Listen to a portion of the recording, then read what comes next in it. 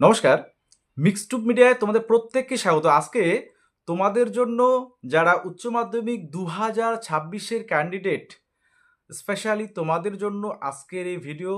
এবং উচ্চ মাধ্যমিক শেষে তোমরা কে কি হবে, অর্থাৎ তোমাদের স্বপ্ন, তোমাদের যে লক্ষ্য বা গোল বা এইম ইন লাইফ, তুমি কি হতে চাও, সেই বিষয়গুলো নিয়ে উচ্চ মাধ্যমিকের আর্টস বা সায়েন্স ব্যাকগ্রাউন্ড যাদের আছে তাদের ক্ষেত্রে কোন কোন স্কোপগুলো আছে সেগুলো তোমাদের আজকে আলোচনা করব। অবশ্যই পাশাপাশি তোমাদের যে বিষয়টা খুব গুরুত্বপূর্ণ, যে জয়েন্ট এন্ট্রান্স বোর্ড তাদের যে এই যে বিভিন্ন এক্সামগুলো কন্ডাক্ট করে, এন্ট্রান্স এক্সামগুলো, সেগুলোর কি আপডেট রয়েছে, একটা গুরুত্বপূর্ণ আপডেট বা বিগ ব্রেকিং নিউজ কিন্তু সেক্ষেত্রে একটা আছে, সেটাও তোমাদের সামনে শেয়ার করব। অবশ্যই ফার্স্ট টাইম তোমরা যারা দেখছো অবশ্যই সাবস্ক্রাইব করবে, ভিডিওটা প্রচুর পরিমাণে শেয়ার করবে। দেখো, তো সবার জীবনে আমরা যেমন ছোটবেলায় লিখতাম যে কোনো রচনা হোক বা প্যারাগ্রাফ হোক, আমাদের বলা হতো যে তোমার জীবনের লক্ষ্য কী। তো আমরা অনেকেই লিখতাম যে আমি বড় হয়ে ডাক্তার হব, হ্যাঁ, ইঞ্জিনিয়ার হব, শিক্ষক হব। তো বর্তমান পরিস্থিতি বা সেই যে ছোটবেলার সেই ইচ্ছেটা বা সেই লেখনীটা, আর বড় হয়ে বাস্তব যে পরিস্থিতিটা, সেটার মধ্যে কিন্তু রাত দিনের একটা ডিফারেন্স আছে, সেটা তোমরা প্রত্যেকে আশা করি বুঝতে পারছো। তো এবার যত বড় হতে থাকলাম, উচ্চ মাধ্যমিক তোমরা জাস্ট অনেকেরই এক্সাম শেষ, এবারে পরবর্তী ভাবনা, অর্থাৎ তুমি কোন দিকে যাবে, কারণ মাধ্যমিক বা উচ্চ মাধ্যমিক পর্যন্ত স্কুল লেভেল, তারপরে তোমার দিকটা, অর্থাৎ তোমার লাইফটা কোন দিকে তুমি এগিয়ে নিয়ে যাবে, সেই বিষয়টাই কিন্তু চুজ করা সব থেকে গুরুত্বপূর্ণ। সেখানে ক্যান্ডিডেটদের মতামত বা তোমার নিজস্ব ইচ্ছা, তোমার নিজস্ব যে লক্ষ্য, হ্যাঁ, এই বিষয়গুলো যেমন প্রাধান্য সব থেকে বা সবার আগে প্রাধান্য থাকছে বা থাকা উচিত। পাশাপাশি তোমার ব্যাকগ্রাউন্ড, অর্থাৎ ফ্যামিলি ব্যাকগ্রাউন্ড থেকে শুরু করে আদার্স বিষয়গুলো সেক্ষেত্রে কিন্তু কিছুটা আসে। তো এই বিষয়গুলো মাথায় রেখে আমি, দেখো তোমরা যারা আর্টস বা সায়েন্সে ক্যান্ডিডেট আছো, তোমাদের ক্ষেত্রে কি কি স্কোপ আছে। তো প্রথমেই আমি এইচএস আর্টস নিয়ে তোমরা যারা এক্সাম দিয়েছো অলরেডি, এক্সাম যাদের শেষ বা জাস্ট কয়েকদিন পরে শেষ হবে, তো তাদের ক্ষেত্রে এইচএসের পরে কোন কোন দিকগুলো আছে বা কোন কোন কোর্সগুলো তারা করতে পারে। তো সেক্ষেত্রে যেমন তোমাদের এইচএস কোয়ালিফাই করার পরে বা এইচএস পাস করার পরে তোমরা যেমন জেনারেল ডিগ্রি কোর্স করতে পারো, যাদের টিচিং প্রফেশনে যাওয়ার ইচ্ছে আছে, বা বিভিন্ন কম্পিটিটিভ এক্সামগুলো যে হয় সেক্ষেত্রে ডব্লিউবিসিএস হতে পারে গ্রাজুয়েশন কমপ্লিট করে, সেক্ষেত্রে ইউপিএসসি হতে পারে, সেক্ষেত্রে যে ডিফেন্সের বিভিন্ন এক্সামগুলো হতে পারে। তো সেক্ষেত্রে এক্সট্রা কিছু ক্রাইটেরিয়া লাগে ডিফেন্সের ক্ষেত্রে। তো এই যে জেনারেল যে লাইন, অর্থাৎ জেনারেল ডিগ্রি কোর্সের দিকে তোমরা যদি যাও, তাহলে এই বিষয়গুলো বা এই স্কোপগুলো তোমাদের ক্ষেত্রে কিন্তু থাকছে।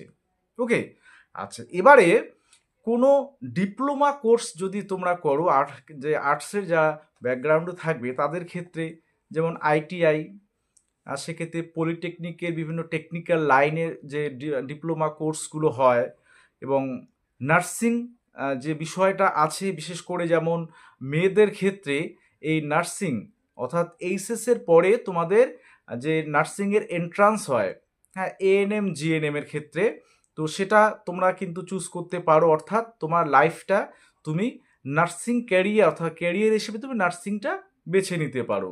এবারে আর অন্যান্য কিছু বিষয় যেমন এক্সট্রা আছে, অনেকে আইন নিয়ে পড়াশোনার ইচ্ছে থাকে। তো এই যে আর্টস নিয়ে পড়লে মোটামুটি এই বিষয়গুলো বা এই স্কোপগুলো তোমাদের পরবর্তীতে থাকছে, বা তোমার এগুলোর মধ্যে যেটা পছন্দ সেটা তুমি অবশ্যই তোমার পছন্দ অনুযায়ী তুমি তোমার কেরিয়ারটা গড়বে। তো সেক্ষেত্রে আমি বিবেকানন্দের একটা বিখ্যাত বাণী সেটা তোমাদের আমি বলছে যে এই যে এইম ইন লাইফ, এটা নিয়ে বিবেকানন্দ বলেছিলেন যে take up one idea, make that one idea your life, think of it, dream of it, life on that idea, let the brain, muscles, nerves, every part of your body be full of that idea, and just leave every other idea alone. This is the way to success. এটা স্বামী বিবেকানন্দের একটা বিখ্যাত আহ, বাণী, এই aim in life নিয়ে তার উক্তি। তো তিনি এটাতে বোঝাতে চেয়েছেন যে যে কোনো একটা ডেফিনেট তোমাকে গোল সেটা লাইফে থাকা উচিত, বা সেটা তোমাকে স্থির করতে হবে।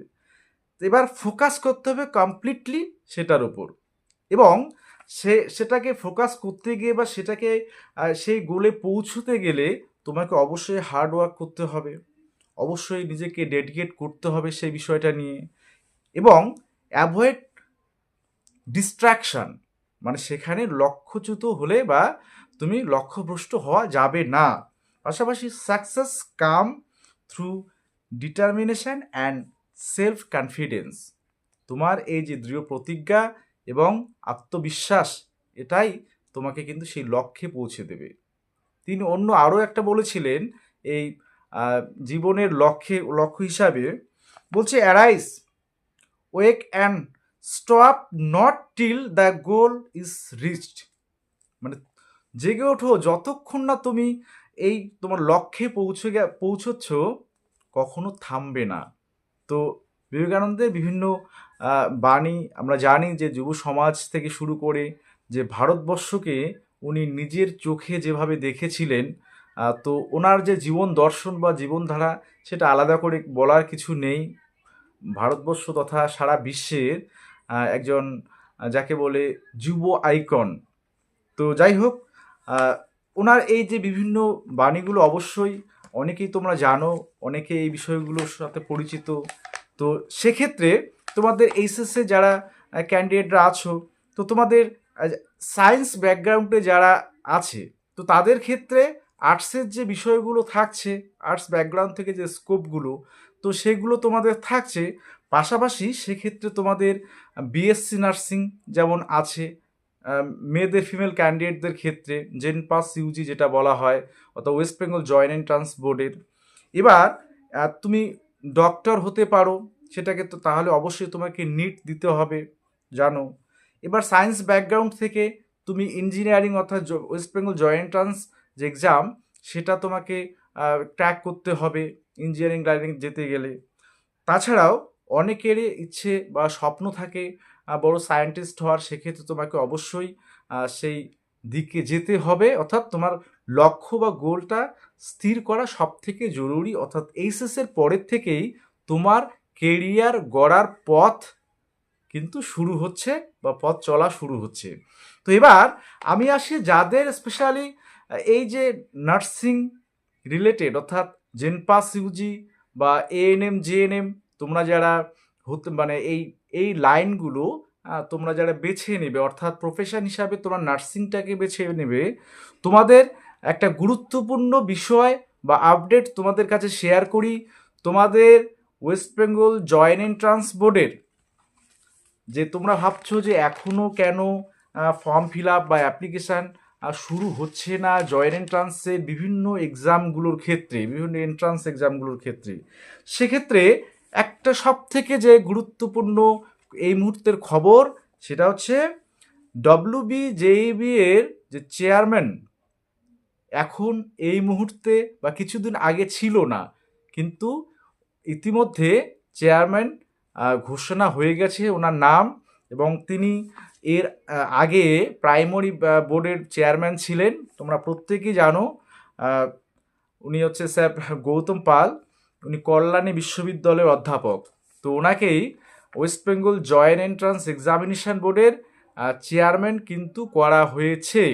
তো ওনার যে বিষয়টা আজকে বা উনি যেটা বললেন যে তোমাদের এই জয়েন্ট এন্ট্রান্সে বিভিন্ন এক্সামগুলো হ্যাঁ, সেগুলো দ্রুত কন্ডাক্ট করা হবে এবং তার অ্যাপ্লিকেশান অর্থাৎ অনলাইন অ্যাপ্লিকেশান মার্চের তোমাদের 20 তারিখ থেকে সম্ভবত আমি একটা ধারণা দিতে পারি 20 তারিখ থেকে মার্চে শুরু হবে, কারণ এইচএসের এক্সাম সম্পূর্ণ কমপ্লিট হয়নি।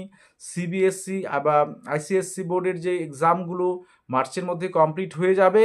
তো মার্চের 20 তারিখের পর থেকে তোমাদের অ্যাপ্লিকেশান অনলাইন অ্যাপ্লিকেশান কিন্তু এন্ট্রান্স এক্সামগুলো শুরু হচ্ছে। এএনএম জেএনএম জেনপাস ইউজি যারা দেবে অবশ্যই তোমাদের জন্য বলে রাখি যে এএনএম জেএনএম স্পেশালি আমার যেমন নতুন একটা ব্যাচ আমি ক্রিয়েট করব তোমাদের অনলাইন অ্যাপ্লিকেশান শুরু হলে পাশাপাশি তোমরা এর আগে দেখেছো স্ক্রিনে যে আমার নতুন চ্যানেল গণিত পাঠশালা, সেখানে তোমাদের যে বিভিন্ন সাবজেক্ট অর্থাৎ জীবনবিজ্ঞান ভৌতবিজ্ঞান থেকে শুরু করে মাধ্যমিকের ম্যাথস জিআই জিকে সমস্ত কিছু ক্লাস কিন্তু ইতিমধ্যে শুরু হয়ে গিয়েছে। সেটা আমাদের একদম নতুন চ্যানেল শুধুমাত্র তোমাদের জন্য এবং নার্সিং ক্যান্ডিডেটের জন্য মোট কথা খোলা।